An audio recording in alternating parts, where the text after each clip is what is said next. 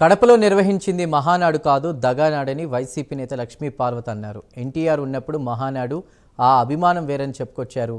ఆనాడు మహానాడు నిర్వహిస్తే ప్రజలు లక్షలాదిగా స్వయంగా తరలివచ్చేవారని అన్నారు. ఎన్టీఆర్ నుంచి పార్టీ లాక్కుని చంద్రబాబు తానే అధ్యక్షుడిని ప్రకటించుకుని పార్టీ ఆస్తులన్నీ దోచుకున్నారని లక్ష్మీ పార్వతి ఆరోపించారు. నడుకున బళ్ళు కట్టుకొని అదొక జాతరలాగా ఉండేది ఆనాడు మహానాడు అంటే.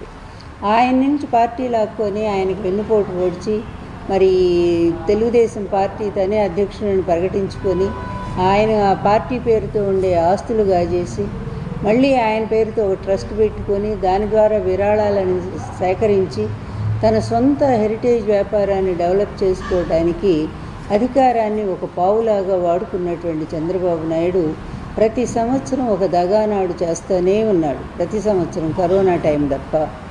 ఎందుకంటే ఈ దగానాడులో విరాళాల పేరుతో భారీగా వసూళ్లు చేస్తాడు. ఇవన్నీ కూడా అతను వసూలు చేస్తాడు, లేకపోతే అతను అధికారంలో ఉండి సంపాదించినటువంటి అవినీతి సొమ్మునంతా కూడా